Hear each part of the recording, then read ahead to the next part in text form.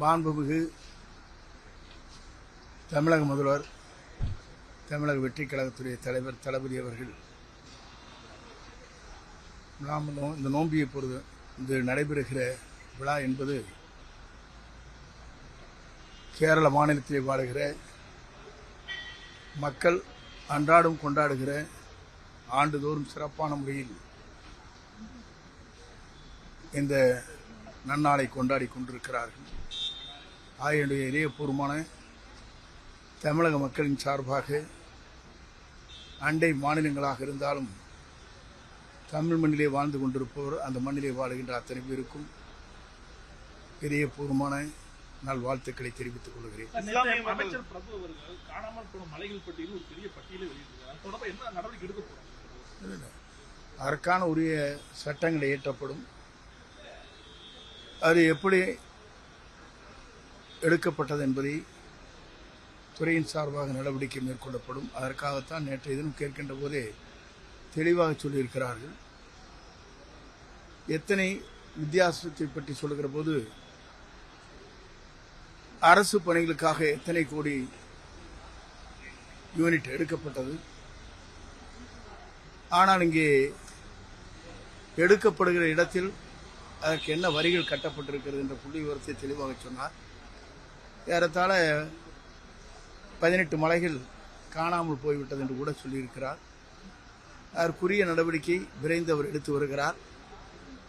தமிழ்நாட்டை பொறுத்தவரையிலும் நமக்கு தேவையான இயற்கை வளங்களை பேணி காக்கப்பட வேண்டும் என்ற நோக்கத்தோடு தான் அண்டை நாடுகளிலிருந்து இறக்குமதி செய்யலாமா என்று கூட நேற்றைய தினம் அறிவிக்கப்பட்டிருக்கிறது. குறிப்பாக இன்று கேரளத்திற்கு கூட நம்முடைய தமிழ்நாட்டில் இருந்து அண்டை மாநிலங்களாக இருக்கின்ற கேரள மாநிலத்திற்கு கிட்டத்தட்ட ஒரு 20 நாட்களுக்கு முன்னாலே ஒரு ஆணை பிறப்பிக்கப்பட்டிருக்கிறது.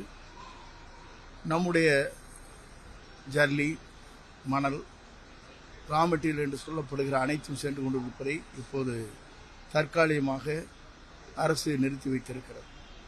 ஆனால் நேற்று சட்டசபையில் உங்க கட்சி ஆட்களை விலை கொடுத்து வாங்க முடியாதான்னு எடப்பாடியார் கேட்கிறாரு. அதை எப்படி பார்க்கறது? இல்லை, அவருக்கு அவருடைய நிலைகள் வேறு, நம்முடைய நிலைகள் வேறு, அவருடைய எண்ணங்கள் வேறு.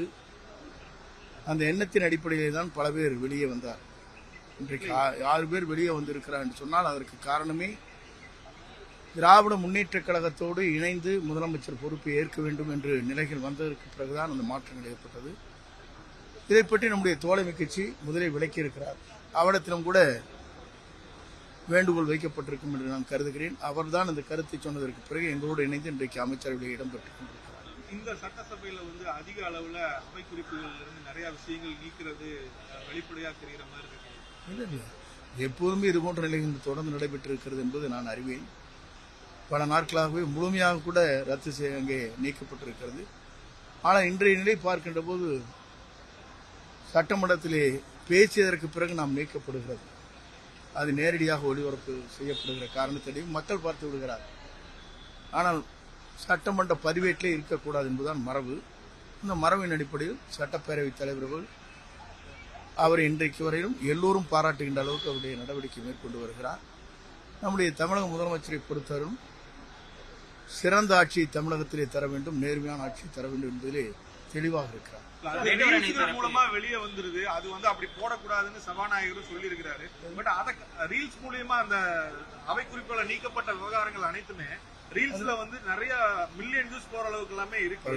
அது அப்படி பண்ணக்கூடாது, அப்படி வந்தா நடவடிக்கை எடுப்போம்னு சபாநாயகர் கூட சொல்லியிருந்தாரு. இதை கட்டுப்படுத்துறதுக்கு, இந்த சமூக வலைதளங்களை கட்டுப்படுத்துறதுக்கு என்ன நடவடிக்கை இருக்கு?